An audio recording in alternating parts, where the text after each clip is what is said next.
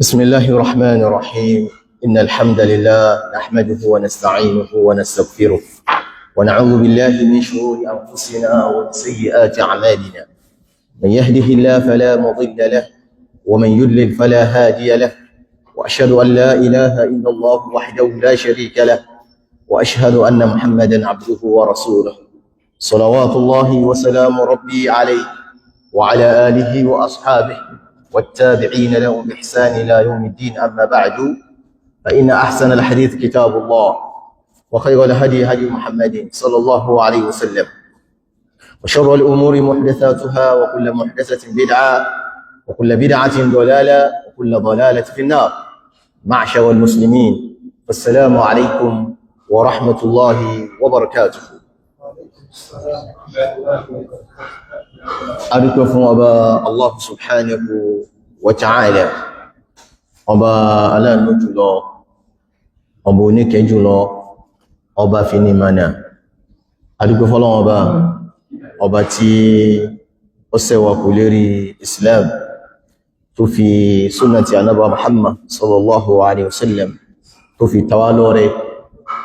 pípé kí a máa ní ìmánà látara bẹ̀, táà sí ń wá ká máa sàlékún níbẹ̀, táà sí ń wá ká máa fira wa ti síbẹ̀. Ọlọ́run tá sì nífẹ̀ẹ́ Ànábì Muhammad láyé bí báyìí, tá sì nífẹ̀ẹ́ pé a fẹ́ máa tẹ̀lé, tá sì lágbára máa dákùn mọ́lẹ̀ wá kó lábátà rẹ̀ tó bá jẹ́ ìdàrí kíámà ò. Ọlọ́run má ṣe wá lẹ́nu tó jẹ́ pé yóò rá Nábì jẹ́ ìdàrí kíámà má súnmọ́ Nábì, ọlọ́mọ sì fún abẹ́ jáwọ́ pẹ̀lú Ànábì Muhammad sallallahu alaihi wasallam ká mú àbátà rẹ̀ lọ́wọ́ rẹ̀ ní Allahumma amin. Níbi tíráwà táǹkà lọ kìtàbù Sunan an-Nasā'ī àbí táǹkì ní al-Mujtabā àbí táǹkì ní al-Mujtanā, àti ń kà lọ nípa ẹ̀kọ́ bó la ṣe mọ́ra lẹ́yìn ìgbà náà, bó la ṣe ń ṣe àlùwàlá. Àfáà yìí fẹ́ lójú ó fi lè clear sí wa pé báyìí la ṣe ń ṣe àlùwàlá. Àwọn nǹkan mí náà ti mẹ́ tó kálukú wa náà ti lẹ́ni nínú àwọn ẹ̀kọ́ mi gbà àsójú ọ̀nà tá tuntun bí ń sàlùwàlá rẹ̀, àsójú ọ̀nà tá Nábì tuntun sàlùwàlá rẹ̀, gbogbo ilé súnà náà ni. Tí ìyàn bá ti ń ṣe súnà Nábì tí bá ṣe ń pọ̀ sí, bẹ́ẹ̀ ládó ṣe máa ṣe kíni, bẹ́ẹ̀ ló ṣe máa pọ̀ sí. O lè ṣe súnà ilé lónìí, kò sì mí lọ́la, o lè ṣe súnà ilé láàárọ̀, kò tún ṣe mí náà lọ́sàn-án, tí ó tún yàtọ̀ síra wọn, gbogbo ẹ̀ pátá ládó wọn ṣe kíni yóò máa pọ̀ ni.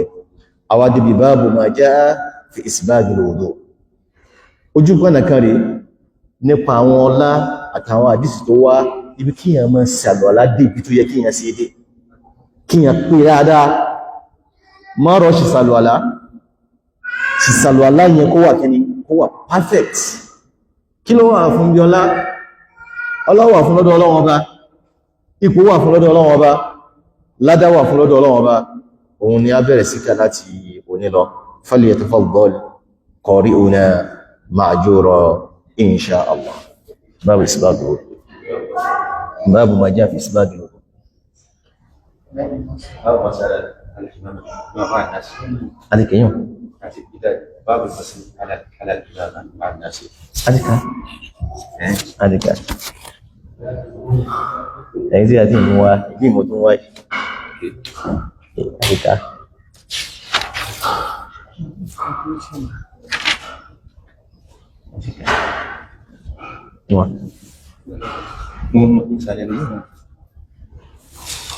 gbogbo ìjìnlẹ̀ ni a ti kàá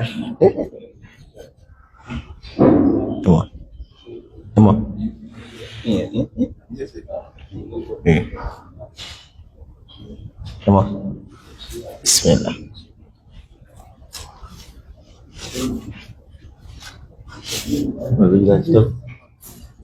Ọ̀nà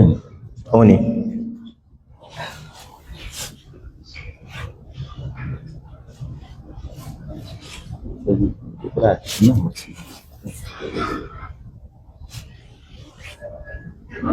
ẹ wá sí sẹ́yìn ọ̀fà ìwò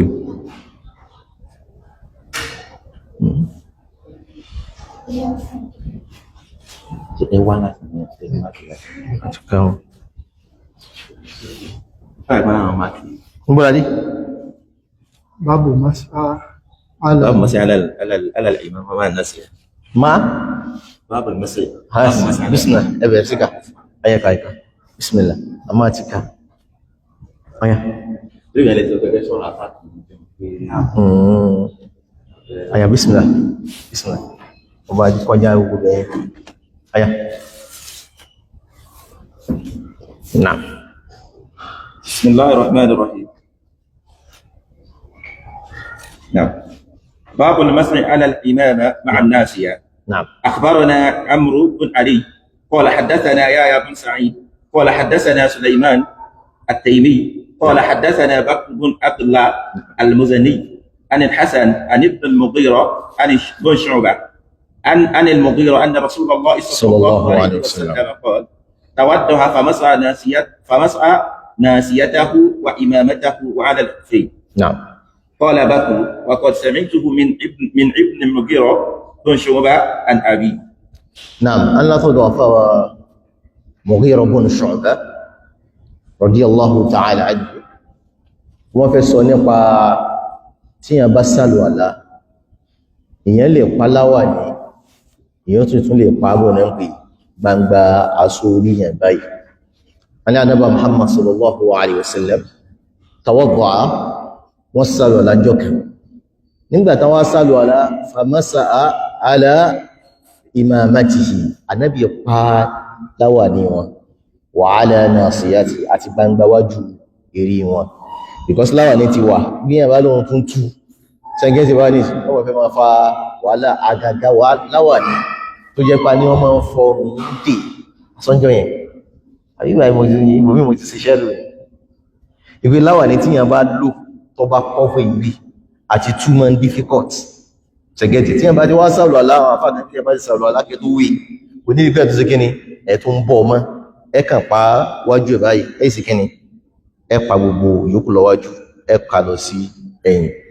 àwọn àfáà kan sọ pé kò mú bẹ́ẹ̀ ipé eléhùn yàtọ̀ bẹ́ẹ̀ bá ti pa erí kò ní ìkẹ́ tó ń pa gbogbo yòókù mọ́ àdísì tá àgbà wádìí àti tó lálàáfíà ní ọwà bí Sahih Muslim ìgbà àdísì tó lálàáfíà ní ìgbà tá Nábì ti ṣe yẹn kò sí láì fi ń bẹ̀ èèyàn pa wájú erí èèyàn yìí sí kẹ́ni èèyàn pa ọ̀nà ń pè erí náà èèyàn pa láwà ní náà àdísì mi sì wọ́ ipá Ànábì Muhammad sallallahu alaihi wasallam ọpá láwà ní lásán ni kò sí kíni kò tẹ́ pàwájú erí ó dìpẹ́ndì tí ẹ bá sí wọ̀ láwà ní ẹ̀ tó bá ipò lè rọrùn tí yẹn fi lè sí kíni ó fi lè pàwájú erí ó bọ́ díẹ̀ tí ó bá lè rọrùn kó sí kíni ó pàláwà ní nìkan ìgbẹ̀lú ìrìn lọ́dọ̀ Ànábì Muhammad sallallahu alaihi wasallam. Na'am. أخبرنا عمرو بن علي وعمير بن مسعدة عن يزيد وهو ابن زريق. نعم. قال حدثنا عمير قال حدثنا بكر بن عبد الله المزني. نعم. عن حمزة بن المغيرة بن شعبة عن أبيه قال تخلف رسول الله صلى الله عليه وسلم فتخلفت معه فلما قضى حاجته قال أمعك ماء فأتيته بمتحارة فغسل يديه نعم. وغسل وجهه ثم ذهب يحسر عن ذراعيه فضاق كم جبة فألقاه على منكبيه فغسل ذراعيه ومسح بناصيته وعلى العمامة وعلى الخفين. نعم. أيوة. نعم. نعم. أنا كان أبو محمد صلى الله عليه وسلم àwọn jọ lọ́jọ́ kan ẹ ma kàrí sí ẹ̀kọ̀ kan táwọn sí wájọ́ ń lọ àsìkò wọn tún fẹ́ tó tán Ànábì wá lọ bí a bùkátà rẹ̀ ìgbàtà náà sọ́nà wá lọ bí a bùkátà rẹ̀ náà qala ama'aka ma'un Ànábì bí a bùkátà tí wọ́n pé ama'aka ma'un só mi wà tí fi sí kíní tí fi tábà fa'ataytuhu bimithara lẹ́yìn ìgbà yẹn mo sì wá gbómi fún faghasala yadayhi ẹ̀kọ́ kan bẹ̀ẹ̀ pé títọ̀ bá múyàn mọ́lẹ̀ kìí sí dandan pé wọ́n omi kí o ẹ̀bọ̀n mi fàídà nù ìṣọ́ ti mú mọ́lẹ̀ ìwọ̀n ẹ̀dàkùn wó mi náà kíkọ́ tàbí àkọ́lọ̀ bí a bùkátà ìtọ̀ tí ó mọ̀ because ó ní effect tí ó sì láàrẹ kọ́lọ̀ bí ààrẹ wọ́n bá wá sí tán ṣẹ̀ṣẹ̀ máa wá wá omi bọ́ọ̀ bá rómi ó rúkúta ní kíni ẹgbẹ̀ rẹ̀ Islam ò fẹ́ haraj ìgbà tí wọ́n lọ báyìí wá sún ní ilé títọ̀ ẹjá déwájú náà rí a lè rómi mẹ́ yóò máa fi bara jẹ́ no.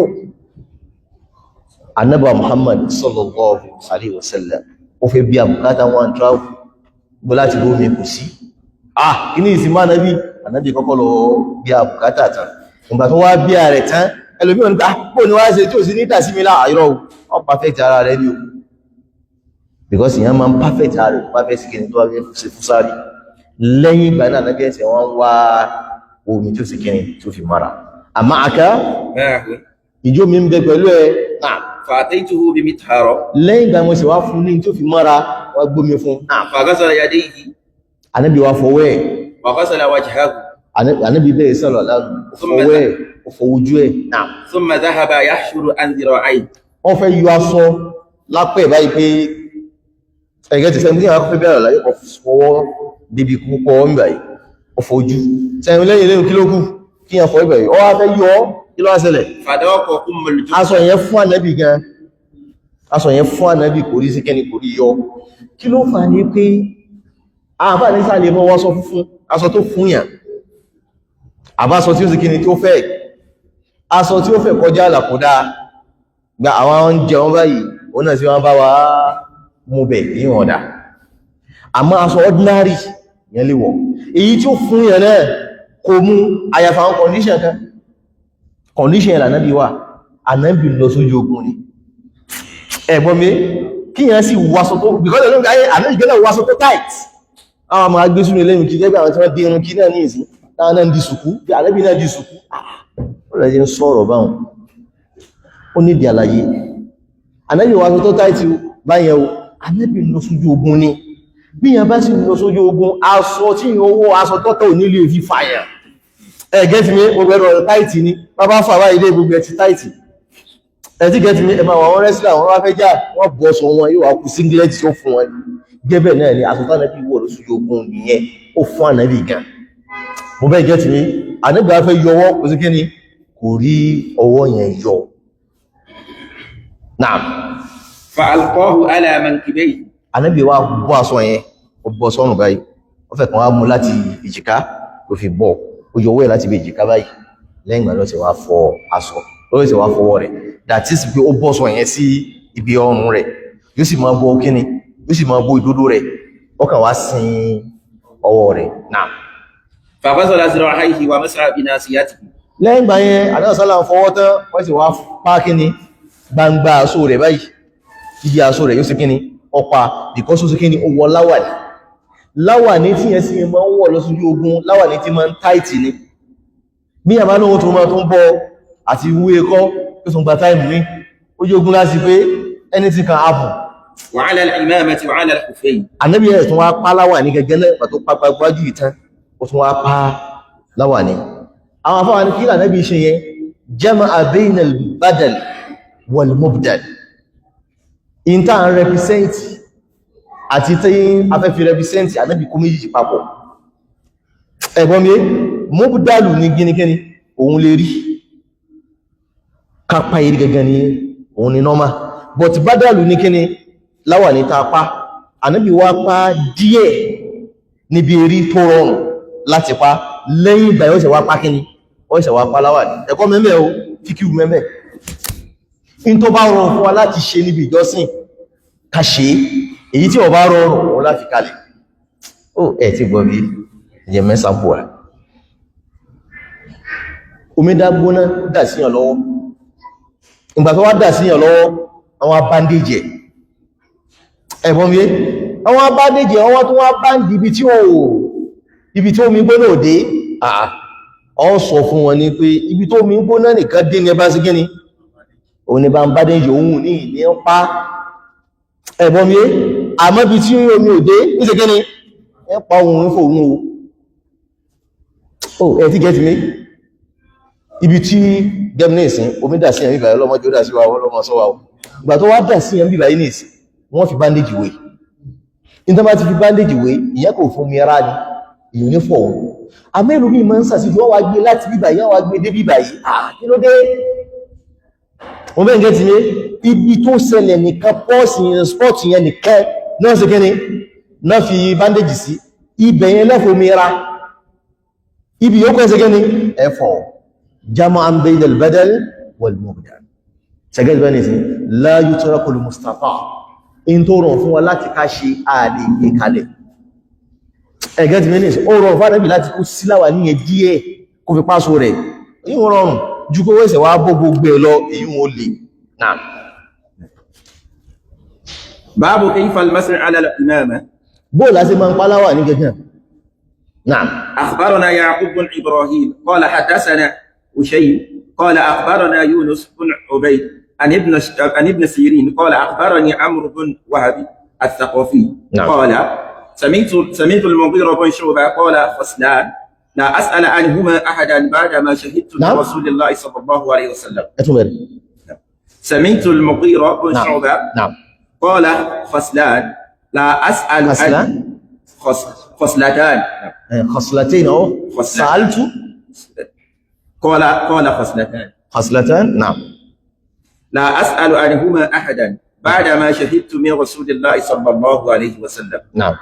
قال كنا معه في سفر فبرص لحاجته ثم جاء فتوضأ ومسح. ó ní pé nǹkan kan méjì kan bẹ tó ń rí látọ̀dọ̀ Ànábì Muhammad sallallahu alaihi wasallam tó ń kọ́ lẹ́kọ̀ọ́ yẹn ní dájọ́ ẹ̀sìn òun ò lè béèrè question kankan lọ́wọ́ anybody ń pẹ̀ mọ́ tánàbí ti ṣe lójú òun báyìí ó ti tán gẹ́bẹ̀ náà ni in tó bá ti yẹn bí súnnà Ànábì Muhammad sallallahu alaihi wasallam kò ní dìgbé yẹn tó ń béèrè lọ́wọ́ anybody má a ní sọ yí Buhari gbé ajáde Muslim gbé ajáde ogun àfá ní pé ọ̀rọ̀ ni ọ̀wá tó rán rọ̀ béèrè ẹlákun ìyìn sí yẹn lè yẹn wítì ní mẹ́ta aláìsálámà àà onídìkú tún béèrè mà in tó bá ti kíyà sí yẹn ipò dọ́dọ̀ Ànábì Muhammad sallallahu ìyẹn tún béèrè question lè lérí má ìmá béèrè question lè lérí yẹn waste time lórí khaslatan nǹkan kan méjì yé látọ̀dọ̀ Ànábì o ìyìn tún ní béèrè lọ́wọ́ anybody nípa ẹ̀ náà. Qala kunna ma'ahu fi safar. aláwọ̀ pẹ̀lú Ànábì sallallahu níbi travel jọ kan fabarasa li hajatihi. Ànábì fẹ́ lọ bí abùkátà rẹ̀ thumma jaaha. ó wá dé padà fatawaddaha. Ànábì sálọ àlá wa masaha bi nasiyatihi. Ànábì pa gbangba wájú eré ẹ̀ wa janibi imamatihi. Naam wa janibi imamatihi. àti gbogbo ẹ̀gbẹ̀gbẹ̀ láwà ní ẹ̀ gbà ó ti pa ìbà yìí tán kí ló kù gbẹ̀rẹ̀ ló kù ọ pa lọ bẹ́ẹ̀ ni. Naam wa masaha ala khuffi. Ànábì sì pa kíni stock kúfì rẹ̀ Ànábì pa. Naam qala wa salatu al-imam khalfa ar-rajul min ra'iyatihi. Naam فشهدت من رسول الله صلى الله عليه وسلم أنه كان في سفر. Naam فحضرت الصلاة. ó ní pé àkọ́kọ́ lè yí yẹn ipa náà sálàm ó sàrò alájọ́ kan nígbà tó wá sàrò aláwà ní bẹ̀lẹ́gà Ànábì láwà ní ẹ tóbi yóò difficult láti pé àtúnbọ̀ àtúnwé padà Ànábì ó dàmú rẹ̀ kí Ànábì ṣe ọ̀pá ìrẹ́ lásán ó pa bí aṣọ ìrí ẹ̀ gbangba ìrí ẹ̀ ó sì paláwà ní èyí ò kí lásán ẹ̀kejì ń bẹ̀ ní pé ìyẹn lè kírun lọ lẹ́yìn ọmọlẹ́yìn yẹn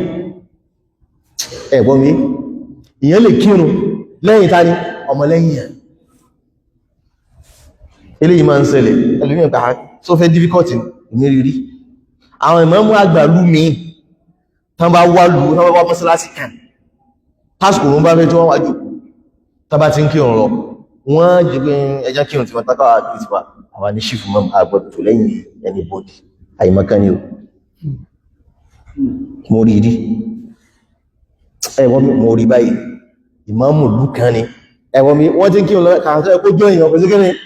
ọjọ́ èèyàn ní àwọn ní àgbọ̀dọ̀ kírun lẹ́yìn bọ́dì wọ́n mọ̀ kírun lẹ́yìn tán kí tí wọ́n káwà kí tí wá ọba mú bẹ́ẹ̀ ó ní tóhun tó dádọ̀ àdábì pé ìyẹn lè kírun lẹ́yìn ta ni lẹ́yìn ọmọ lẹ́yìn yàn ẹni tí ó tó yàn yẹn lè kí salatu rajul kíní harfa rajul min ra'iyatihi yẹn lè kí lẹ́yìn tí àwọn fọ́lọ́wà yàn tí wọ́n tó yàn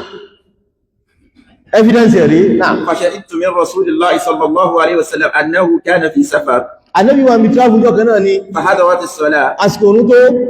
فانتبس عليهم النبي. náà فانتبس عليهم النبي فاحتبس عليهم النبي. Ànábì ọ̀sánà ò ti jáde wá bá wọn فأقاموا الصلاة. gbà àsìkò òun sí tó Ànábì ń kọ́ wọ́n wọ́bẹ̀ ń lọ 5 minutes àsìkò òun ẹ̀yẹn jákí ọ̀ náà وقدموا ابن عوف. ẹ̀sìn lọ ẹ̀sìn òdúdó anybody ẹ̀gbọ́n mi ẹ̀kọ́ nù ẹ̀sìn òdúdó kíní òdúdó anybody ẹ̀sìn ọlọ́run mọ̀ lọ bẹ́ẹ̀ lágbájọ́ wá tí sí ní àwa lè ṣe nǹkan irọ́ o ànábì nìyẹn òun ni ìmáàmù wọn òun ní máa ń kí wọn láti ọjọ́ yìí kìí sọdún 10 kìí sọdún 20 kìí ṣe 20 years tánàbí tí máa ń lídìí wọn tẹ́nibọ́dì ò lídìí àbánàbí kan létí bí 5 minutes because alfajá yìí ṣe yóò ń gbà yẹn bí 5 minutes náà ránàbí ọya bọ́wájú tánàwájú síwájú wọ́n bá ti Abdurrahman ibn Auf síwájú ọya bọ́wájú fasalla bihi sókínù fún ọmọ wọn rí lálébù wọ́n bá sàn mọ́mù ti wà ilẹ́sàn àtàwọn mọ́mù súnnà wọ́n bá ti lóde ìwé báṣkùnrún báyìí tó ẹmọ́ sí kéne kírùn lọ tó sì gbọ́dọ̀ rínú kọ́dẹ̀ pé ẹ̀rù sẹ̀sẹ̀ mẹ́ta sí wọ́n èwì alẹ́dínú àwọn sábẹ́gùn ọ̀rẹ́ òsẹ̀dẹ́ òdíwọ̀n ọgbà láti sàlùwà láti kọjá a gbọ́dọ̀ tún máa lọ ìrun láre mọ́ a gbọ́dọ̀ tún máa lọ ìrun lára mọ́ ní àárín tí gọ́ọ̀nà tí ọba kírùn wé tìdé àárín tí ọba ní ọba yóò bá tẹ̀kí wé tìdé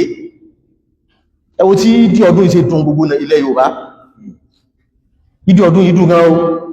ọlọ́sàn ìmọ́mọ̀ Ọ̀yọ́ lẹ́sàn àtàwọn ìmọ́mù gbogbo àwọn ọdún iná ẹwọ tún kálù ìsì kírùn bá bàbá èyí ń darí ìdí dára sí lọ kírùn pẹ̀lú àwọn àbáṣẹ́ ní gẹmọ́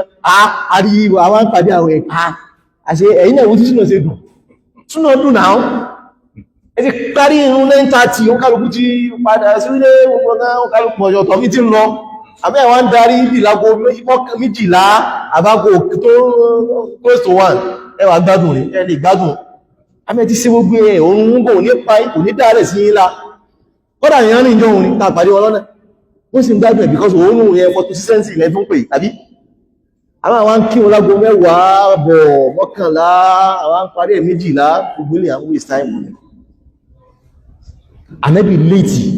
ẹ̀wọ́n mi kò sí mọ́mọ̀ létí o Ànábì wọ́n tọ́lẹ́tì lọ inú ọdún kí ọ̀nà lọ náà فجاء رسول الله صلى الله عليه وسلم Ànábì dé bàtà Ànábì sì dé فصلى خلف ابن عوف Ànábì kí òun lẹ́yìn Abdurrahman ibn Auf sallallahu alaihi wasallam wọ́n a máa pàtẹ́ pé ya bọ́sẹ́yìn ìmọ́mù ti dé já ìran Ànábì lọ lájú Abdurrahman ibn Auf lọ tó bá kí fún wọn àmọ́ pẹ̀lú bẹ́ẹ̀ ẹ̀kọ́ yẹn ti wà ní bá ti gbé ìrùn àyè tún já mọ́ ọ̀pọ̀ kọ̀ntínú rí ẹ̀bọ́n mi náà فصلى خلف ابن عوف Ànábì sí kí lẹ́yìn Abdurrahman ibn Auf ní ó ṣẹlẹ̀ rí láyé Ànábì kí lẹ́yìn ẹni bọ̀dì rí láyé pé ìbáṣe màláíkà Jibreel òun yìí sí èèyàn nínú èèyàn ẹ̀bọ́n mi Abdurrahman ibn Auf ti màláíkà Jibreel nígbà tó ó mú àsìkò ní fàdébì ní Kaaba kọ́nà bá san afárá lẹ́sàn wọ́n fàyè wọn wá àmì ìsìtẹ́ máa sún aládájú wọ́n tún mọ́ lọ bọ́ ní o láwọn tí wọ́n pán akẹ́yàrá àṣíwájú ilé tí wọ́n fẹ́ nára wọn lé lérí ẹ̀wọ́n mi wà ní ìsìn àyè ẹ̀ ń bẹ ní Kaaba ó síwájú Ànábì pé máa wo ní ṣe máa kí o àsìkò àyílá rèé o àsìkò alásàrì rèé o àsìkò mágárúbí rèé o àsìkò ìṣáyì rèé o ìgbà tó bẹ̀rẹ̀ ìjọ́ kejì ó tún wá kí fún náà àsìkò tó parí rèé o Ànábì tó lẹ́yìn rẹ̀ sallallahu alaihi lẹ́yìn Ànábì ń lídì gbogbo èèyàn ni ẹgbọ́n mi Ànábì ṣe gẹ́ni ń lídì gbogbo èèyàn ni Abdurrahman ibn Auf òun nìkan ló wá sí gẹ́ni síwájú fún kọ́dá sáàrù kan gbé wá tí ìwà mọ́ bọ́lá dé sí ẹ̀sì lálàáfíà pé Ànábì Allahu Akbar kò sánàbì kan àyàfi kó tó lẹ́yìn tánì àwọn nǹkan náà àwọn ìjọ rẹ̀ ìmọ̀ mọ́ bọ́lá dé sí ẹ̀sì lálàáfíà sí àwọn ìpadà wá díẹ̀ náà فصلى خلف ابن عوف Ànábì bá tún lẹ́yìn Abdurrahman ibn Auf kò rá lébù yóò wá kí lọ́yìn ọmọ kéwì pé ẹ ti bàjẹ́ jù ẹmẹ́rin ó lè wá kí ló ní ìdí mẹ́un náà ما بقي من الصلاة Ànábì kírun tó kú lẹ́yìn Abdurrahman ibn Auf فلما bí rákà سلم kan ti bọ́ wọn Ànábì gan lọ́wọ́ bí rákà kan bí méjì ti bọ́ ọmọ lọ́wọ́ èyí tó kú Ànábì kí pẹ̀lú ẹ̀ wọ́n sì wá san gbèsè ẹ̀ náà فلما سلم ابن عوف gbàtà Abdurrahman ibn Auf wá sálámà tán قام النبي صلى الله عليه وسلم Ànábì bá dìde فقضى ما سبق به èyí tí ó bọ́ mọ́ Ànábì lọ́wọ́ Ànábì san náà náà اوكي باب ايجاب غسل رجلين àti ká gbogbo kìíní yìí tọ́ àmọ́ ká mọ́ ẹ̀yìn sẹ́yìn náà ti rí ẹ̀ ìjọ ìgbà láti ká tó àti ká ìṣúra ìwọ̀n rí bìtì rẹ̀ kò sí ìtají ká mẹ́rin ẹ̀ẹ́ kàlás ọ̀nà kò sí ọ̀nà bóyá tó wá kọ̀ǹfíìsì mi náà nìyẹn ọ̀yà báàbù ìjábù gásìlì rìjìlẹ̀ ọ̀ràn yẹn ni kí yàn fọ ẹsẹ̀ méjì bí irun níbi àlùwàlá o ọ̀ràn yẹn ni náà. أخبرنا قتيبة قال حدثنا يزيد بن زريع نعم. عن شعبة وأنبأنا محمد بن هشام نعم. قال حدثنا إسماعيل عن شعبة عن محمد بن زياد نعم. عن أبي هريرة قال قال رسول الله قال أبو قاسم نعم. قال أبو قاسم صلى الله عليه وسلم ويل للعقب من النار. للعقاب. نعم. للعقاب أو للعقب؟ للعقب. للعقب عين داريتا للعقاب. للعقب. ايوه هنا روايه كان هو الله فدو ابو قاسم النبي ne nje sallallahu alayhi wa sallam la fa ni pé abul qasim ni bá jẹ́ muhammad ìjọ tún lè jẹ́ máa jẹ́ abul qasim ọ̀rọ̀ pọ̀ ńbẹ àmì tí fi ń dájú kí ẹ máa jẹ́ ko bá ko ma le jẹ́ qasim o ko ma mi tó ṣe kíni ko ma jẹ́ ànábì ló ṣe kíni ló ní àwọn fa kan ko ní so bá di ńbẹ sọmọ ẹ̀rọ bá sì wọ́ sọ́tí anábì ní ma ń pè ní kíni Abul Qasim náà anábì wáwí náà wailun lil aqibi minan nar. anábì yìí láwọn èèyàn tán sọ̀rọ̀ ọjọ́ kan wọn kálukọ́ ń sọ̀rọ̀ láwọn fásitì wọ́n sì gbogbo farabalẹ̀ o ègbé wà fún gbogbo ẹni yòówù tí bá sàlọ̀ láti ibi ẹsẹ̀ ẹ̀yìn rẹ̀ dáadáa nínú náà ẹ̀bọ́n mi tẹ́ wí bí ẹsẹ̀ ẹ̀yìn ẹsẹ̀ báyìí àyí sábà sàkíyèsí òun náà sì máa aláyò omi ò ti dé ẹ̀yìn hùn ẹni tó bẹ̀ bá máa dé bí ẹ̀yìn ẹsẹ̀ rẹ̀ dáadáa ìgbéwà fún un náà o kí a máa farabalẹ̀ sí kíni kí a máa sọ́lọ̀ àlá wala yuhafizu ala al-wudu illa mu'min kò sẹ́ni tí ó máa sọ́lọ̀ àlá tó farabalẹ̀ dáadáa tí ó jẹ́ pé mi débi tó yẹ kó dé àyàfi mu'min kí a farabalẹ̀ kí a gbé èèyàn fẹ́ sin Ọlọ́run kí ẹ má tún máa wá sẹ Ọlọ́run bá ń bẹ̀ tí ẹ bá sì lè kánjú tó ní o gbọ́dọ̀ mọ́ kánjú bí àlùwàlá ìwọ́n wọ́n fẹ́ sọ̀rọ̀ lá wọ́n bá farabalẹ̀ ojú bí 4 minutes lọ ọ̀pọ̀ jù ní 2 minutes 3 minutes ó ti ṣe tán ọ̀sẹ̀ tó wá ń jó yẹ bí tó yẹ kó dé especially níbi ẹsẹ̀ especially níbi ọwọ́ especially níbi ẹgbẹ̀gbẹ̀ títí báyìí tí ẹ bá ń pọ̀ ojú kí ẹ farabalẹ̀ ńbẹ̀ kó mi yẹ kí ẹ rí ká òdé bẹ̀ dáadáa. نعم. أخبرنا محمود بن غيلان نعم. قال حدثنا واقع نعم. حدثنا سفيان نعم. وأنبأنا عمرو بن علي نعم. قال حدثنا عبد الرحمن نعم. قال حدثنا سفيان واللفظ له عن منصور عن هلال بن يسار نعم. عن أبي يحيى عن عبد الله بن عمرو قال رأى رسول الله صلى الله عليه وسلم قوما نعم. يتودعون فرأى أعقابهم تلوه فقال ويل للأعقاب من النار أسبغ الوضوء. أنا النبي صلى الله عليه وسلم رأى أقواما أو رأى قوما أرى وجوكا تنسلوا على أما تنسلوا على النبي واري أعقابهم أولي يسيوان يتلعلى بكن تلوح تنتمنا ما نكوي أمي ودبي ليو سيبي تومي وبادي يوشو ونوسو راداسي أمي ودبي ليو النبي واري wailun lil aqab minan nar gbogbo àwọn ẹsẹ̀ tó ní bá dé ẹgbẹ́ wà fún àwọn ẹsẹ̀ bẹ́ẹ̀ bá jẹ́ òmìnira kíámà nínú náà asbigul wudu ẹsàlọ́lá yín dáadáa ẹbọ́ mi ẹsàlọ́lá yín dáadáa ẹjọ́ mi débi tó ẹkọ́ sẹ́kẹ́ ni kò dé náà asbigul wudu ẹjọ́ mi débi tó ẹkọ́ dé ẹsàlọ́lá yín tó débi tó ẹkọ́ dé. báàbù bí hayyi rijlayn يبدأ بالغسل. أخبرنا محمد بن عبد الأعلى نعم. قال حدثنا خالد قال حدثنا شعبة قال نعم. أخبرني الأشعث نعم. قال سمعت أبي يحدث عن مسروق نعم. قال عائشة رضي الله عنها وذكرت أن رسول الله صلى الله عليه وسلم كان يحب التيامن. نعم. نعم. ما استطاع في طهوره نعم. وتعليله وترجله. قال شعبة ثم سمعت الأشعث بواسط يقول يحب تيامن فذكر شأنه كله. ثم سمعته بالكوفة يقول يحب تيامن ما استطاع. أنا كنت أعرف سألولا تعرف فوسي ẹsẹ̀ wo lákọ̀ọ́kọ́ fọ́ ẹ̀kọ́ nìyẹn o ní Islam fi yàtọ̀ nù nínú orí Islam nù nínú ìgbádùn Islam nù nínú fọkànbalẹ̀ tí yóò nípa lẹ́sì tí ń sìn yìí ẹ̀sìn Ọlọ́run ọba ni àwọn ẹlòmíì oníṣẹ̀ṣe kí náà ọkọ̀ gbé ìgbàwò náà ọkọ̀ gbé sẹ́tàn náà gbé sí ní àbúsí abẹ́fẹ́ wọ sọ́ọ̀sì sọ́wọ́ tún lẹ́kọ̀ọ́ bẹ̀rẹ̀ ní àbówò sí lẹ́kọ̀ọ́ fi gbára wọn ẹ̀bọ́n mi gbogbo eléyìí ẹ̀kọ́ wà mùsùlùmí rẹ̀ ó fẹ́ fọ́sẹ̀ ẹsẹ̀ wo ló kọ́kọ́ fọ́ wọn látọ̀dọ̀ ọmọ sùúrù látọ̀dọ̀ yàwó Aisha wọn nípa Ànábì Muhammad sallam ó nífẹ̀ẹ́ kó máa ṣe nǹkan lọ́tọ̀ ọ̀tún gbogbo ló wá fẹ́ ṣe fítọ̀ orí yìí tó wá fẹ́ mọ́ra ó fẹ́ sàlùwàlá ọ̀tún ní òfin kọ́ bẹ̀rẹ̀ that is tó wá kọ́ fẹ́ fọ ẹsẹ̀ náà kí ló kọ́ fọ́ ẹsẹ̀ ọ̀tún náà ni wọ́tánà ọ̀lì yìí bá nígbà fẹ́ wọ bàtà ẹsẹ̀ ọ̀tún náà náà bí ọkọ̀ wọ́ àwọn tó bá fẹ́ bọ́ o ẹsẹ̀ òsì ni o ẹwọ ẹ̀kọ́ Islam ẹ̀bọ́n mi ó fẹ́ wọṣọ náà owó ọ̀tún náà ọkọ̀ tì bọ́ aṣọ ó fẹ́ wọ ṣòkòtò ẹ̀kọ́ ni ó fẹ́ wọ ṣòkòtò ẹsẹ̀ ọ̀tún náà ọkọ̀ tì bọ́ náà àmọ́ fẹ́ bọ́ owó sì lọ́rọ̀ ọkọ̀ yọ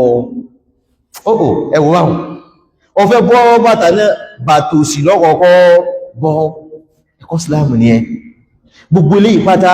orí sí mẹ́mẹ́ o orí bẹ́mẹ́ àwọn náà ń ṣe rúkíyà rẹ̀ àlìjẹ̀nú ní ó kó sẹ́lò ní ìlà yóò ní ọkà wọ́sọ́ òsì lọ́kọ́ fi wọ́sọ́ bàtẹ̀sì lọ́kọ́ wọ́ ẹ̀bọ́n mi ó ti késáwò òsì náà nù àwọn èsù náà lámà bá sí àwọn ọba wọ ọ̀tún èsù láìkì ní bá ń jẹ́ ọ̀tún yóò jìnà sí ọ kọ́nà ọ̀tún lẹ́kọ̀ọ́ láti ṣe ń wọ ẹgbà sàlàyé níbi sáájú màá tánàbí ṣe ń wọ̀ yóò tẹ ọwọ́ ọ̀tún bọ̀ báyìí ẹwọ ẹ̀kọ́ síláhùn yóò wá ti ọwọ́ sí bọ́ ó di mélòó yóò ṣe wá ti bọ̀ ẹ̀gbọ́n mi kọ́ ní gbogbo ẹ̀ tó dọ́dọ̀ Ànábì Muhammad sallam ó tọwọ́ ọ̀tún bọ́ aṣọ ó tọwọ́ sí bọ́ ó ìwé ti wọ́n báwọn ó ṣe wá ti ríbọ̀ kọ́dà àwọn bẹ́ẹ̀ ti gan náà mú bọ́ bá ti ọrùn wọ́n yẹ́ mi fún mi ó lè tèlé yọ padà àmọ́ gbà tọ́wọ́ rẹ̀ ò tí wọ́n kò ló ti fẹ́ rí yọ laqad kana lakum fi rasulillahi uswatun hasanah tí a bá sì tẹ̀lé Ànábì mọ́ bẹ́ẹ̀ ló ṣe bá rùn àwọn tánà sánà bá fẹ́ síkí tó bá fẹ́ mọ́ra ọ̀tún ní kọ́kọ́ máa ń síkí ní kọ́kọ́ máa ń fọ́ wọ́tànà rúlì yìí tó bá fẹ́ wọ bàtà ẹ̀tún ní ọkọ́ sí wátàrọ̀ júlì bá ní bá fẹ́ yarun ọ̀tún ní ọkọ́ yá ọ̀tún ló ti bẹ̀rẹ̀ wọ́n fẹ́ bẹ̀rẹ̀ ẹrun rẹ̀ náà ọ̀tún ní kọ́kọ́ wọ́ ọgẹ̀ kọmọ parí ẹ̀sọ́ sí gbogbo eléyìí ó láǹfààní ó ní nǹkan tó lọ àmì tó fi ń ṣe fún wa sallallahu alayhi wa sallam naam qala Shu'ba àfáà Shu'ba wá sọ báyìí pé sami'tu al-Ash'ath àwọn gbà fún àwọn Ash'ath tí ń sọ báyìí pé wasitin yaqulu yuhibbu at-tayammum naam fadhakara sha'nahu kullahu alánàbí láì kọ́ mọ́ sí kalọ́tọ̀ ọ̀tún gbogbo tó wá fẹ́ ṣe gbogbo tó bá lápàálé ọ̀tún ànábì kọ́ máa fi ṣe àmọ́ tó bá lábùkù òsì ní máa fi ń ṣe afẹ́ tábà owó sì ló lò ọfẹ́ ta ẹbọ̀ náà ń pè ọfẹ́ fọ́nkún owó sì ló lò ọlọ́wọ́ ọ̀tún jẹ léyìn ọfẹ́ ń gẹ́tì mi kò sì jẹ́ ni ọfẹ́ wọ tọ́lẹ̀tì ẹ̀sì òsì ni ọfẹ́ wọ mọ́sálásí ẹ̀sì ọ̀tún nínú ẹwẹ̀ kọ́ sílámù ọfẹ́ jáde kó lẹ́rin ẹ̀sì ọ̀tún náà ló gbé wọlé ló gbé jáde sallallahu alayhi wa sallam naam thumma sami'tuhu bil Kufa ọlọ́run gbọ́ bí Kúfà dáta fáyẹ tó sọ báyìí yaqulu yuhibbu at-tayammum mastata'a alẹ́bí máa ń lo ọ̀tún ọ̀tún tó bá sí lágbára ma naam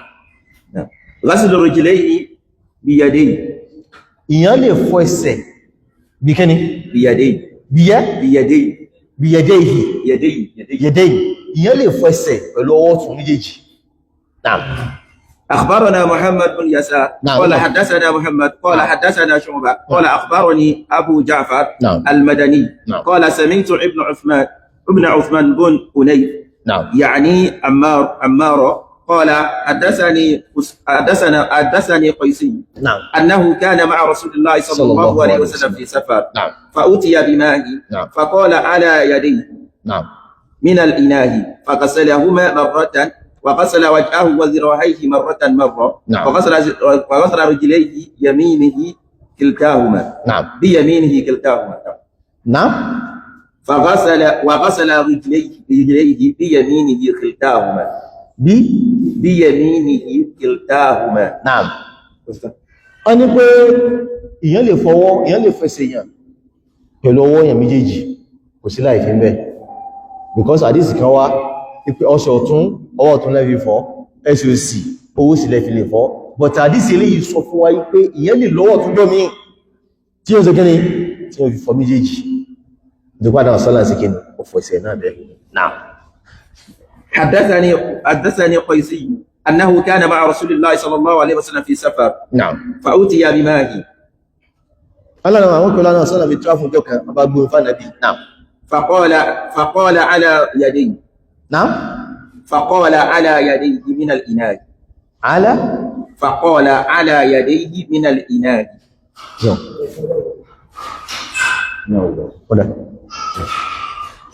Okay. فقال على يديه من الإناء. Now, ó gba igbá sọ́wọ́. Naam. فغسلهما. Ó bomi láti inú igbá. فغسلهما مرتين. Ó bomi láti inú igbá síbi ọwọ́ ẹ̀. Naam. وغسل وجهه وذراعيه مرة. Ó fọ ojú rẹ̀, ó fọwọ́ rẹ̀ lẹ́ẹ̀kọ̀ọ̀kan. Naam. وغسل رجليه بيمينه كلتاهما. Ó wá fọ ẹsẹ̀ rẹ̀ méjèèjì pẹ̀lú kíni? Pẹ̀lú ọwọ́ ọ̀tún. Naam. الأمر بالتخليل الأصابع. Ẹlòmí lè máa ń gbé dájú dákọwọ́ ọ̀tún, because ẹlòmí lè gbá ẹsẹ̀ yẹn ti mọ́ eruku. Ìsẹ̀ tí máa lọ́wọ́ ọ̀tún kí máa lọ kíni, kí máa lọ́wọ́ sí, Ànábì lọ́wọ́ ọ̀tún fún méjì. Kò sí láì fi bẹ́ẹ̀. Naam. الأمر بالتخليل الأصابع. Ìmọ̀ yọmọ́ níka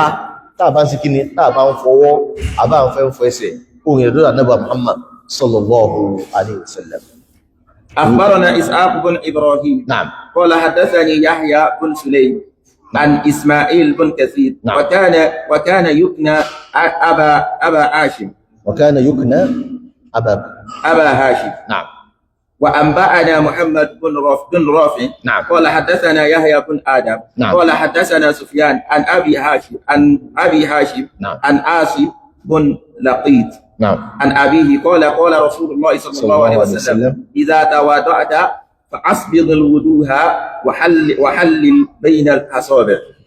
Iye dàgbà mọ̀ sáwọ́. Tọ́mà ìsí correct yẹn kí ẹ̀ bá correction.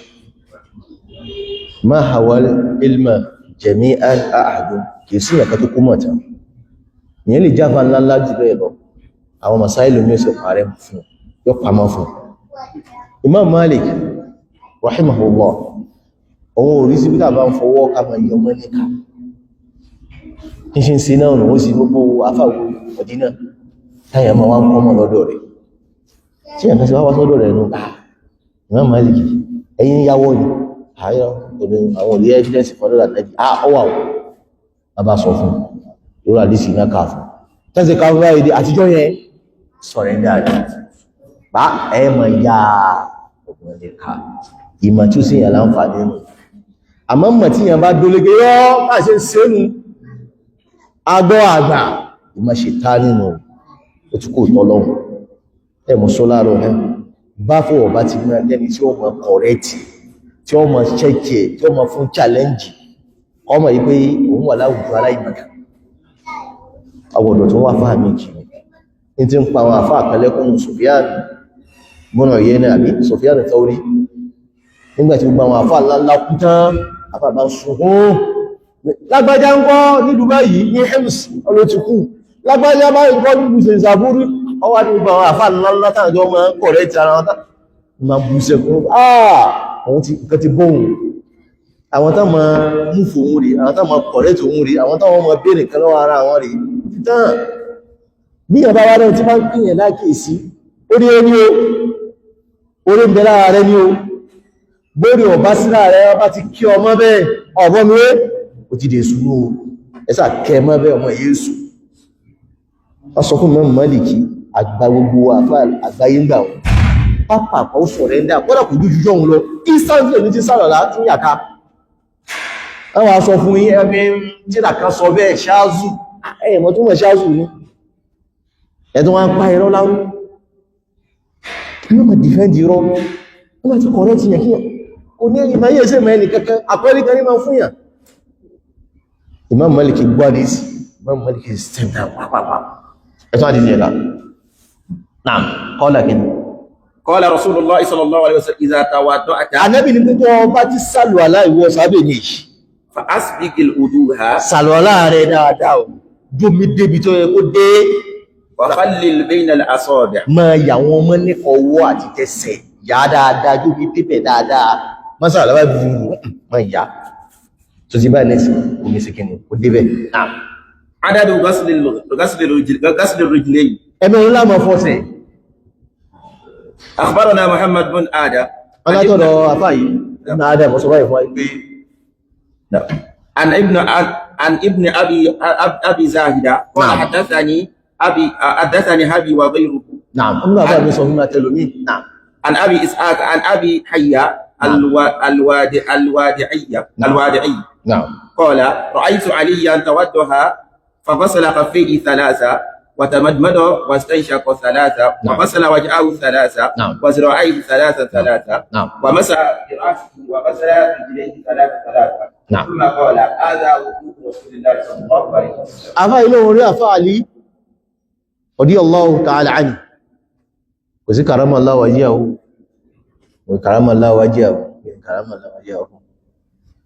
kò ní túnmà ẹni kò sẹ́bọ́ rí ní àwọn sábẹ́ náà bẹ̀ tí wọ́n sẹ́bọ́ rí tí wọ́n fèrí kalẹ̀ fóòsà agbágbé òfèrí kalẹ̀ fóòsà Usman òfèrí kalẹ̀ fóòsà àwọn bẹ́ẹ̀ bẹ́ẹ̀ náà sábẹ́ àlò karamallahu wajhahu fún tó ṣe in tó lùwà lò fún ọlẹ́ ká lò fún radiyallahu anhu wa radu anhu lẹ́yìn lẹ́yìn gáfàrà Allahu lahu àtúlélò radiyallahu anhu wa ghafara lahu àlèlò walladhina ja'u min ba'dihim kí na ma sọ yaquluna rabbana ighfir lana wa li ikhwanina alladhina sabaquna bil iman karamallahu wajhahum kọrin ilẹ̀ àpò ilẹ̀ ti mílẹ̀ mú jáde náà aláwọ̀ aláfà àlíjọ́ kẹtí ń sàlùwàlá aláfà àlíwá fọwọ́ ilẹ̀ mẹ́ta ó sì yọ ọnú ó sì fímú lẹ́ẹ̀mẹ́ta ó sì fojú rẹ̀ nù lẹ́ẹ̀mẹ́ta ó sì fọwọ́ rẹ̀ níbi gbọ́n wáyìí lẹ́ẹ̀mẹ́ta ó wá pẹ́ irí ẹ̀ náà ẹgbẹ́ kọ̀dá fọgbẹ́ mẹ́ta sí ẹ̀kan ni ẹ máa ń pa èrí ìṣẹ́ mẹ́ta nígbà bá ti ń pa ẹ̀kan ní èrí ni ìyàn wà pẹ́ èrí papọ̀ ní tí ẹ kò dágbé tí etí sì rèé níbi glówà ibi èrí ni wal-udhunu mina kíni wal-udhunani mina ar-ra's àti ìsìnyàn ni rẹ̀ àwọn fàwọ́ sọ́há rẹ̀ etí méjèèjì méjì ló wà tọ́ bá ti pa èrí ẹ̀ báyìí ọ̀pọ̀ mi tọ́ dá padà báyìí omi tó kú náà ló sì kíni lọ́ fi pa etí ayé tún bomi ní lọ́tọ̀ kò nílẹ̀ lọ́dọ̀ Ànábì Allahumma illa unless tó bá pé ibi tí ẹ wà atẹ́gùn pọ̀ ń bẹ omi ti wá gbé lọ́wọ́ rẹ̀ tán ló lè mú mímí tó sì kíni ló fi pa etí wọ́n bẹ́ẹ̀ gẹ́gẹ́ àmọ́ tó ń bá kú lọ́wọ́ rẹ̀ orí sì kíni ló fi pa etí naam wa rijlayhi salasa ó tó wá fọ ẹsẹ̀ náà lẹ́ẹ̀mẹ́ta ẹsẹ̀ yìí ọ̀tún ẹ̀mẹ́ta tòsì ẹ̀mẹ́ta tó yẹ sẹ́nu akada ra'aytu Rasulullah yaf'al tí mo sì rújì sí Ọlọ́run tó ṣe sẹ́nu kìí sàkùnmí mo ti mú wá o kìí sí kìtàbù rásí o ẹgbọ́n mi kìí sí kìtàbù rásí o táfà mi pé bẹ́ẹ̀ bá dáwọ́ kalẹ̀ déédé bẹ́ẹ̀ bá kọwọ́ máyà déédé bẹ́ẹ̀ bá dáwọ́ kalẹ̀ Ọlọ́run mo dáwọ́ mi kalẹ̀ fún ọ kìtàbù rásí lè lé o Ọlọ́run tí ẹ̀ náà mọ́ ń ṣe ìtumọ̀ làkà kìtàbù rásí Ànábì ò dáwọ́ lẹ̀ rí àbá sí pákéjì pé Ọlọ́run dáwọ́ mi kalẹ̀ fún ọ kìtàbù rásí Ànábì máa ń kọ́ wa máyà ní ọdọ̀ ní pé súnnà wà Ànábì Ọlọ́run ọba wọ́dọ̀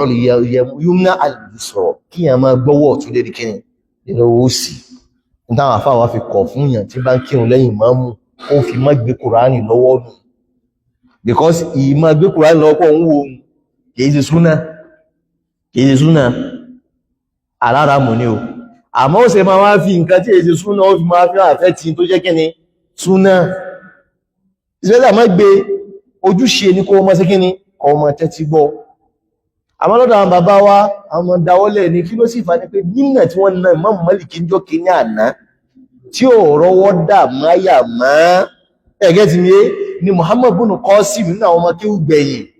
lẹ́yìn ìgbà tí wọ́n náà Imam Málíkì ó sì jọ Imam Málíkì lẹ́wọ̀n Imam Malik mẹ́mí lọ́dẹ̀ mọ́ sí lọ́jọ́ Imam Malik mẹ́ ń kírun pẹ̀lú Imam Malik náà fi padà fi jáde àti gbà yẹn kò mọ reason tí Imam Malik fi ń da ọwọ́ lẹ́ kò sí sọ pé ìnínà tán náà mí yìí ní mo fi ṣe kíni lẹ́mí ń da ọwọ́ lẹ́ òun èsì wẹ́yìn wọn táwọn náà ṣe ń da ọwọ́ lẹ́nu gbogbo àwọn Áfíríkà lágbá a máa ń da ọwọ́ lẹ́ ni wọ́n sì ń da ọwọ́ lẹ́ òfin dọ́dọ̀ àwọn bàbá àbá wa eléyìn òun ẹ̀dọ́ ànábì máa ń kó ọwọ́ mọ́yà rẹ̀ kọ́lọ̀n sí dáadáa fáwọn ṣànáfítọ̀ nígbà tán padà mọ̀ ẹ̀wọ́n mi ń kálukú wọn sí kíni wọ́n da wọn káwọ́ mọ́yà ní ẹ̀rọ òun ló tájà ní ìsìn àwọn ohun tún nímọ̀ ju wa lọ bí Málìkì ìwọ́ tó wá kájú ládàrí ọmọ ẹgbẹ́ mẹ́ta bí Málìkì wá rí ẹmẹ́ta ń gbé wà bíyà wà bíyà bú wọn bá da ọmọ mọ́lẹ̀ tó fi pàdé Ọlọ́run ọba ládàrí ọmọ dínkù bí ẹ̀rọ ní àsọpọ̀ onírun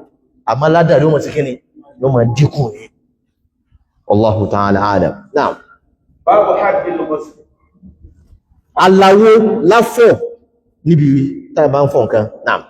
Akhbarana Ahmad bin Sari. Naam. Naam.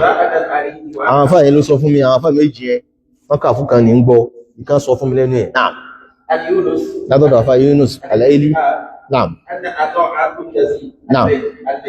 نعم أخبرهم أن عمران نعم مولى عثمان أخبرهم نعم أن عثمان دعا بوضوء فتوضأ هذا عثمان بن عفان خليفة ẹlẹ́kẹta ó ní pé kán bóun gbé igbá lọ láwá kò fẹ́ sálọ àlá náà فتوضأ ó wá sálọ lójú gbàwé فغسل كفيه ثلاثة ó fọwọ́ ọ̀tún rẹ̀ lẹ́ẹ̀mẹ́ta ẹ̀wọ̀n tó ṣe ń kọ́ àwọn ẹlẹ́kọ̀ọ́ èébú làwọn ẹlòmí ń kọ́ yẹn bí wá sí ti wọ́n èébú káyẹ̀ èèyàn náà kóyàn sáfàánù àfi ìkọ́yìn ní àṣà bẹ́ẹ̀ bá ti sọ̀rọ̀ tí ó dáa ẹbọmí kìí síwájú àwọn ọmọ kí ó nìyàn ti ń sọ àwọn èèyàn wá ti jú mọ́ wọ́n wá gbé spíkà síwájú wọ́n tún wá gbé fóònù síwájú wọ́n tún wá gbé kámẹ́rà síwájú àwọn sọ̀rọ̀ kò bá bẹ́ẹ̀ àfáà mi ń bẹ wọn mọ̀ ipò lẹ́nu ibi tí àti bá ń kọ náà máa fi mọ̀ ipò lẹ́nu because ó mọ̀ yí pé àyíntàwọn èèyàn gbọ́ lẹ́nu ohun ẹ̀wọ́n mi aláìmọ̀kan bẹnu wọn ordinary èèyàn bẹnu wọn tó bá ti gbélé kọ́dà ń dáfà sọ́nu àmẹ́ tí bá ń kàtíra onímọ̀ ni ó kàtíra ẹgbẹ́ ọ̀rá kààlà ní fi ṣe kíni ní fi lálé ẹ̀ báyìí ẹ̀wọ́n mi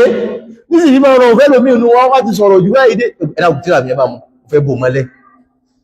mélòó mélòó àwọn tí wọ́n sì tíra pẹ̀lú ìsọkúsọ tán ti sọ tí wọ́n sọ jáde tí wọ́n kọ kalẹ̀ wọ́n sì lọ fi gùtí àwọn mọ́lẹ̀ tọ́láì tíra tó lágbára tí wọ́n ṣe gbẹ́ tíra igúdù wọ́n fi finish yẹn kan tí ó bọ̀yẹ̀ náà sí ń ká lọ́dọ̀ rẹ̀ àwọn mú tíra yìí ìsọkúsọ ti pọ̀ tọ́lọ́wọ́n bó sí mẹ́mọ̀ ó ti bá ọmọlúwàbí ẹ̀jẹ̀ bá bó mọ́lẹ̀ ìbẹ̀ o al-ulama alladhina dafanu kutuba àwọn àfáà tí wọ́n bú tíra tí wọ́n mọ́lẹ̀ tá ń sọ̀rọ̀ tá ń kọ̀rẹ́ sí lágbájá àníyàn wa yóò da ọ̀rọ̀ tá ti sọ ti pọ̀ jù kọ́ jẹ́ pé àmà wa sọ̀rọ̀ tí ó da sáwọn èèyàn láwà táwọn èèyàn mọ̀ wòrú mọ̀ ọ̀dẹ̀ Usman ibn Affan rẹ̀ ìjú sẹ́yìn aláǹfààní ló sí khalifa ni ó dẹ́ bá ń gbé ìgbàlọ̀ àlá náà ó fẹ́rẹ́ lẹ́ẹ̀mẹ́ta ó dẹ́ máa wò ó ti ṣe ń ṣe ó yọnu lẹ́ẹ̀mẹ́ta kò sọ gbàlọ̀ àlá tó kéré ni ìyẹn commonize nǹkan ìwé kìíní yìí ó kéré àwọn èèyàn ti gbọdọ̀ lọ́gbẹ́ àgbò ìjù bẹ́ẹ̀ lọ irọ́ àìmọ̀kan pọ̀ ẹlòmí ò mà lọ láṣẹ ẹ̀bọ́ sọ́jà ọlọ́run sọ bọ́rọ̀ àkẹlẹ́sàn àdínì ìsẹ́ǹjẹ̀ sí mi wọ́n ní kẹsì táyà mọ́ mú ìyẹn rán rẹ̀ rí báyìí mú wò báyìí nínú ọdún yìí náà ni ó get together tí wọ́n ń ṣe ẹ̀wọ́n wọn ní kẹsì àlọ́rá táyà mú ó yà mí lẹ́nu ìyẹn tó fi yẹ̀pẹ́ inú fi ń pa eré ẹ sì rí complete pé eléyìí brọ́dà ni tó lágbọ́yé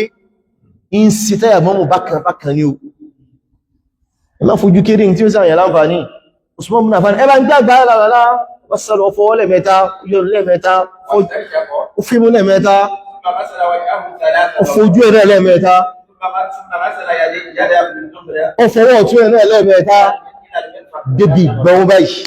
ó fọ́ lẹ́mẹ́ta ó fomi débẹ̀ náà ó fò sí náà lẹ́mẹ́ta bẹ́ẹ̀ ó pa eré ẹ̀ ó wá fọ ẹsẹ̀ ọ̀tún rẹ̀ náà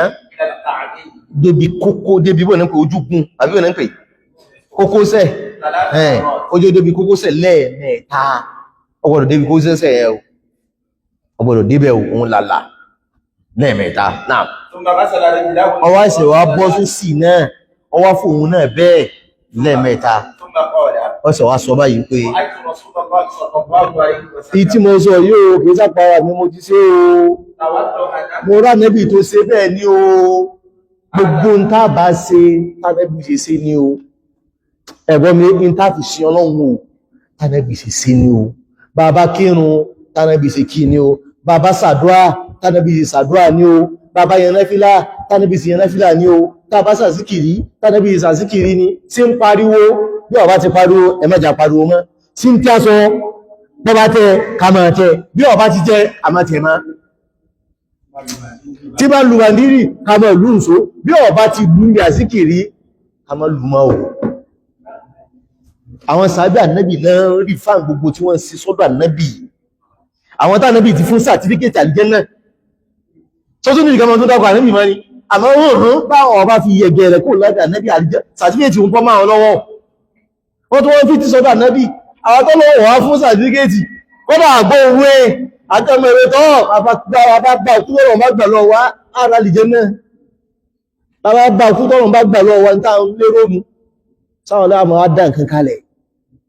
náà fi lè rí ìsìísì Allah àsìkáàrò rí ìsìísì Allah ẹ̀wọ́n mi ẹgbẹ̀ mọ́sálásí mi ẹmà rẹ̀ ní ẹ̀wọ́n mi ma kírun mọ́sálásí mi la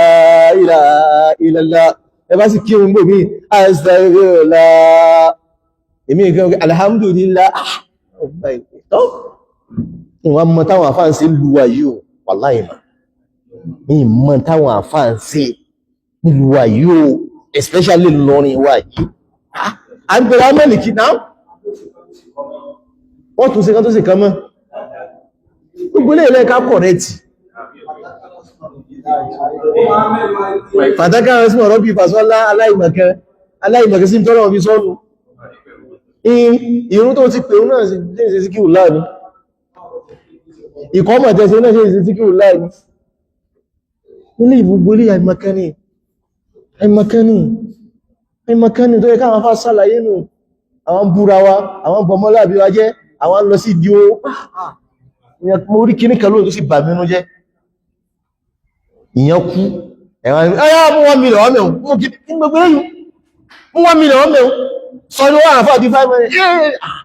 ẹ̀sọ ìmọ̀ fáwọn èèyàn tààrà ẹ̀sọ ìmọ̀ pé òkú sísè òsínú ẹ̀sìn ẹgbàmọ́lẹ̀ fáwọn èèyàn kò é súnwó lẹ́ nídìí kẹgbà báfà bá dú dáadáa ọlọ́run sàrísìkí fún tí ò níbi owó ẹlọ́dọ̀ níbọ̀dì báfà bá dú dáadáa wallahi kò ní bèèrè tán fi máa fún ẹ̀rọ mi máa bá sì fún òní máa ṣiṣẹ́ ọlọ́run ó fi àlùbáríkà ṣiṣẹ́ ẹ̀rẹ́gbẹ́ tí wá sọ jí pé ọ̀bá ti kí sí ọlọ́dẹ àríjẹ gbogbo ní yóò bá mọ̀ ẹ̀ ń so igi fáwọn ọmọ wọn ò kú wá síbi igi yín ẹ̀yin náà lẹ́sì ṣe ẹ́sì máa ka ojú bá ọmọ mẹ́kọ̀ọ̀fù èyí tí ń ka wọ̀límọ̀ tí ń ka kòránì fún yín gẹ̀ẹ́ ẹ̀nà pé léyìí aṣọ tó wọ̀ yìí aṣọ tí ò dá ẹ́sì dákẹ́ ní ẹ̀kọ́ rẹ̀ tí wọ́n ìmí ò ti ló yẹ́ tó sákírù ọlọ́bàá sẹ máa ń mọ́ lẹ́kí lẹ́sàn gbogbo èèyàn ní dáadáa tí ẹ̀ wallahi àbúrú ó lè máa kú tó ṣe kù ẹ̀wọ́n mi ẹjá mọ́ yáfẹ́ ara ọdún lẹ́yìn àwọn kan sì yẹ̀wó wọ́n sí àwọn wá déwájú ìmọ̀ ìgbàbẹ́ ìrọ́ òun ò ní sáàkìdù tó wallahi òun ò ní ṣe kíni òun ní sáàkìdù yìí táwọn mínísítà ní tí ọba lọ chíńjì aṣọ yìí òun ò ní ṣe ẹ̀wọ̀n mi ẹni tí ń sọ àwọn tí ń sọ yìí èyàn lára ni wọ́n bọ́yá gọ́fúnà gẹ́gẹ́ wà mẹ́ ń gbà wọn àtàrígbọ̀n náà pè dẹ́bùtí wà ń bẹ́ mini òun kọ́ lòun ó sọ ṣẹ́mọ̀ yí pé bí embarrassment àwọn jẹ́mọ́ ẹ̀ tí wọ́n mú sọ inú ọsọ wọn bẹ́ẹ̀ lọ kéṣẹ́ lóbi tí ó bá yín ọlọ change pàápàá kí gbogbo àfáà náà tó bá yẹn náà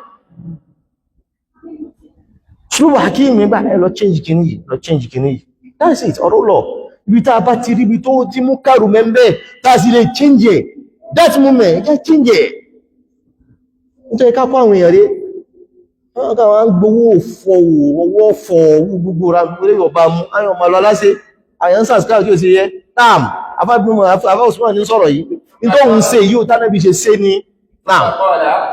قال رسول الله صلى الله عليه وسلم من توضأ نحو هذا. lẹ́gbàá náà wá sọ pé ní tí mo sọ yìí ànábì wá fọ̀rọ̀ kan tẹ̀lé ànábì ní ẹni tó bá sàlùwàlá tí mo ti sàlùwàlá yìí ثم قام lẹ́gbàá náà wá dìde فركع ركعتين wọ́n wá yẹn rákà méjì péré لا يحدث فيهما نفسه ọmọ òróró ilé ayé ń bẹ́ẹ̀ kò gbàgbéra níbi ìrun غفر له ما تقدم gbogbo ẹ̀ṣẹ̀ tó ti ṣẹ̀ síwájú Olúwa ló fi rí jìn ọkàn yẹn rákà méjì péré náà ni yóò ka Fátíhà yóò ka súrà tó bá wù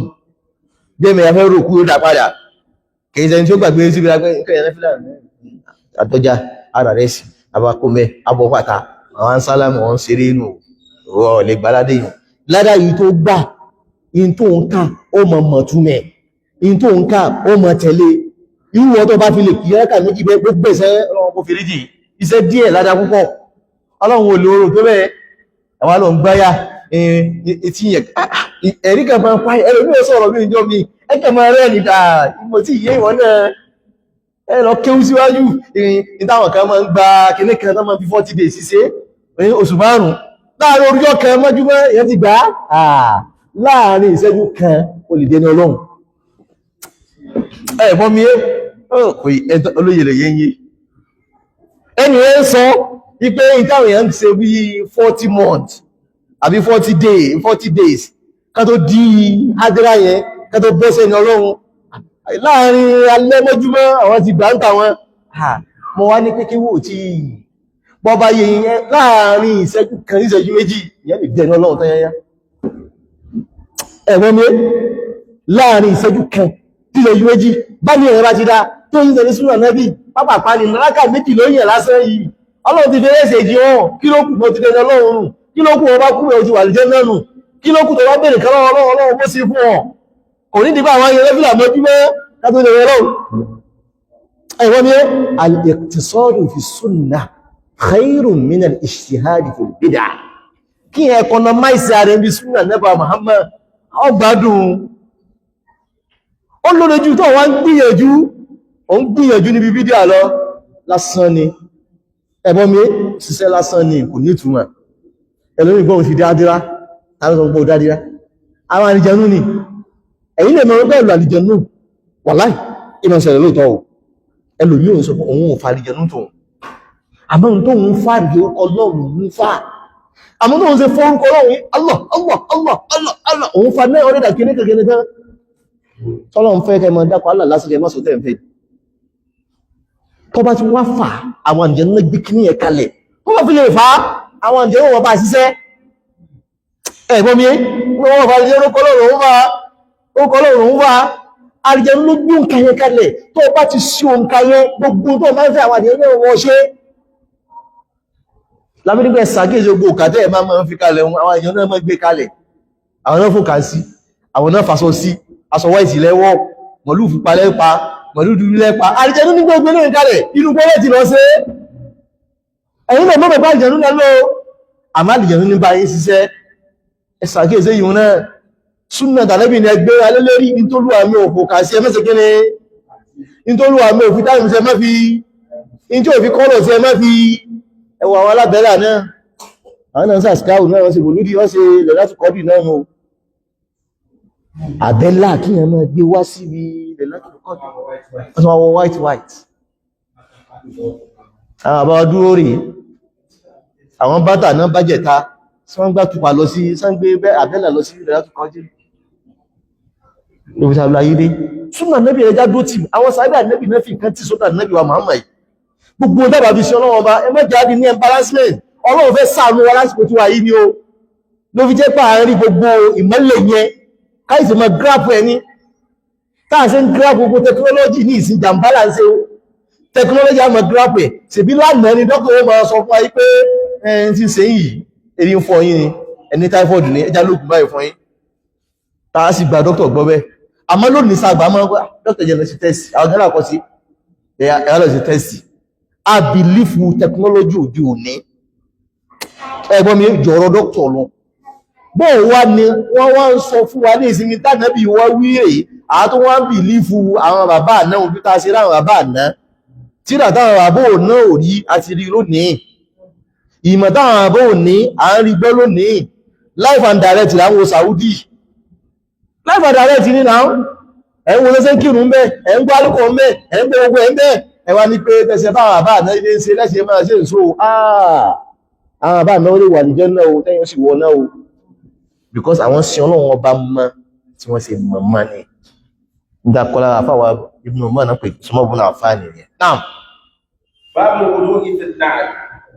inshallah ẹja dúbà ẹ̀ka gba question èyí tá gbọ́ Allah subhanahu wa ta'ala kọlọ̀jọ́ sí wá ní àǹfààní tí question wa náà ó ti ẹgbẹ́lẹ̀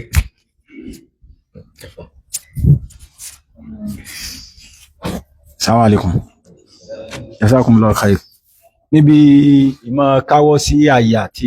nígbà tá bá fẹ́ kírun. Ìyẹn tá bá ti kò níbi rùkú táàmọ́ dìde padà yẹn. Yóò tún ṣe dandan pé ká káwọ́ sí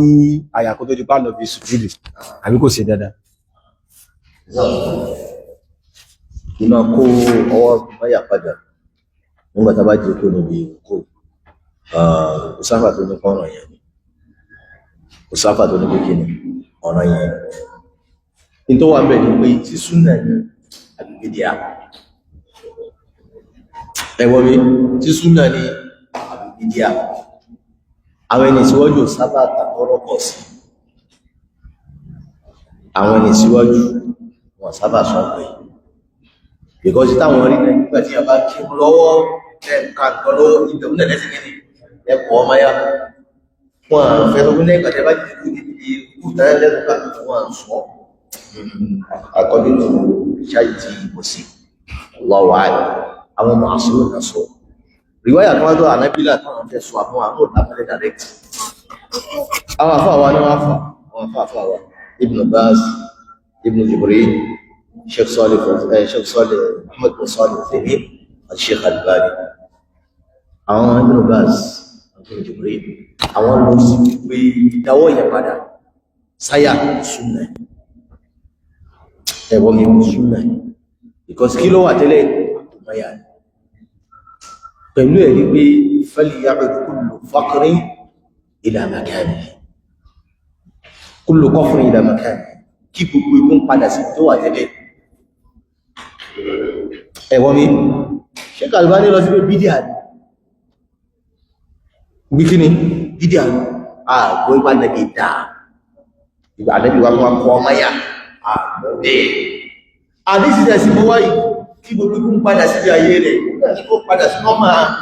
oníkẹ́ dáwọ́ padà sí tó wà tẹ́lẹ̀ kí gbogbo ikú padà sí tó wà tó kẹ pálásì ní ẹ̀sìn ọ̀fà nìyẹn gbọ́dọ̀ bá tí wọ́n lọ láàrin bídíà àjùsúnná tí ń bá ṣe súnná tí mo rẹ́sẹ̀ ẹ̀dá mi lóhun ìlẹ́sẹ̀ àbí kì jìnà sí bí a ṣe pé gbogbo mẹ́rin tí ìbá ṣe súnà ní fúlẹ́sẹ̀ tí bá bọ́ sí bídí àkọ́ ilẹ̀ tó wá gbé kalẹ̀ kí wọ́n dáwọ́lẹ̀ pé àfà àbọ̀lẹ̀ láwọn àfà àgẹ́lẹ́ pé masala ìṣẹ̀hàdíyà kí ẹni kankan má rí ẹni kàníkẹ́ni mọ̀tẹ́lẹ̀ ọwọ́ àwọn ọjà àbí ìdíbi dáadé kí ẹ̀sìnkẹ́ ni àdáadé فرارا من البدع والله تعالى نعم Assalamu alaikum. Jazakumullahu khairan. Nípa àzíkiri mo fẹ́ béèrè question lórí rẹ̀. Ìgbà tá wà ní school tá máa ń ṣe MSS. So ó ní àwọn colleagues wa kan tí wọ́n máa ń ṣe síkiri bẹ́ẹ̀ máa ń ṣe yẹn. So most of the time àwọn obìnrin tó wà láàrin wa omi kan lè ní pé jásíbù gbé o. Inú tí ẹ̀mọ́ ti ń jẹ́ bẹ́ẹ̀. Bí kọ́ máa kọ́kọ́ pariwo wá lóhun rí na ẹgbẹ́ torí mo witness kan rí ó sà ní ó pé HOD wá tó wà mẹ́jọ yẹn igbó òun rí na sí wọn kọ́ lọ sí sàárà ní poli bẹ́ẹ̀ ni ó yẹ ní ẹbá ń pé HOD ẹ́sà wá oníkójú òun lẹ́wọ́n sàgbé lọ́bì kan ẹ̀wọ̀n rí na sí ọ kọ́ lọ sí sàárà ọ kọ́ lọ sí kíní kan ọmọdé kí ni ṣé wèrè wara rẹ̀ ni àbí kí ló ṣẹlẹ̀ wọ́n á ní jásíbù náà kí ni jẹ́bẹ̀ wọ́n á ní ṣe nǹkan tí jẹ́bẹ̀ wà nínú Sharia Islam.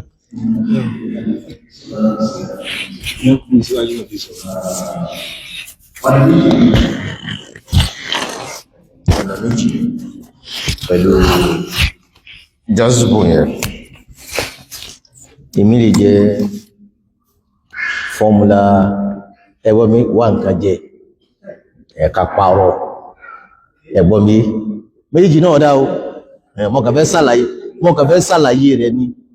because àwọn kan ní pé ètò ṣẹlẹ̀ lóòótọ́ o ó ṣẹlẹ̀ sóhun ni wọ́n parọ́ o àwọn míì máa ń fọ́jì ẹ̀ ṣẹ̀gẹ́ ti bá ní ìsìn èyí ló sì pọ̀ jù àwọn míì bẹ̀rẹ̀ sí wọ́n sì fọ́jì ẹ̀ àmẹ́mí kẹ́mí ẹ̀mí èṣù náà ló pọ̀ sí wọn lẹ́nu because dancing kí èṣù náà ni sóbì máa pariwo tàbí sóbì máa ṣe kámọ̀ ní ìgbé ṣe kámọ̀ jẹ́jẹ́ fún ẹ̀ kọ́nà àwọn ìbí kò ní ìgbé ṣe kámọ̀ kìrá rí ọkà jẹ́jẹ́ náà ní wọ́n ti kọ́kùnrin bẹ̀lẹ́gbẹ̀rẹ̀ kóbi máa lò wọ́n sáà sí àjáde gàgà wá kó sí àdìjẹ̀nú náà ló kó sí lẹ́nu àdìjẹ̀nú ní gbẹ̀mí ẹ sọ̀rọ̀ àdìjẹ̀nú sì máa ń payá láyà irọ́ ẹgbọ́n mi gbogbo ẹ̀ irọ́ ló bá dé ìsọ́sọ̀ òkúrọ́ ládìjẹ̀nú kọ́dà yóò sọ ohun tí ó ṣẹlẹ̀ ní ẹ̀ lóòótọ́ ìyàwó rẹ̀ lò ní oyún báyìí sọ wọn kò tí ọmọ bí ọmọ tí wàá bìlífì àdìjẹ̀nú ní gbogbo ẹ̀ kì í sẹ̀mí ọlọ́run ẹgbọ́n mi kì í sí kíni kì í sẹ̀mí ọlọ́run bọ́lọ̀ bá fẹ́ wọ́ nìyàn àbọ́wẹ́ fún ẹ̀ ní ròdùnú ojú àlá nìyàn ti máa ń rí lẹ́ni tí ẹ parọ́ ó lálàá tí ó dùn rí ó dùn sí àbó lálàá tí ó bọ̀ lẹ́rù láti fún ọ ní fura ẹ̀wọ́n mi a sì rí lẹ́yìn ànábì àbí lẹ́yìn ànábì sàábì kan tí kankan wá kó sínú àdìjẹ̀nú náà ni àdìjẹ̀nú ló gbẹ́nu ẹ sọ̀rọ̀ tó sì jẹ́ nìyẹn wallahu ta'ala a'lam na'am inshallah abi Allah subhanahu wa ta'ala itagoyo lọ́jọ́ sí wa ní àǹfààní fa subhanakallahumma bihamdik ashhadu an la ilaha illa anta astaghfiruka wa atubu ilayk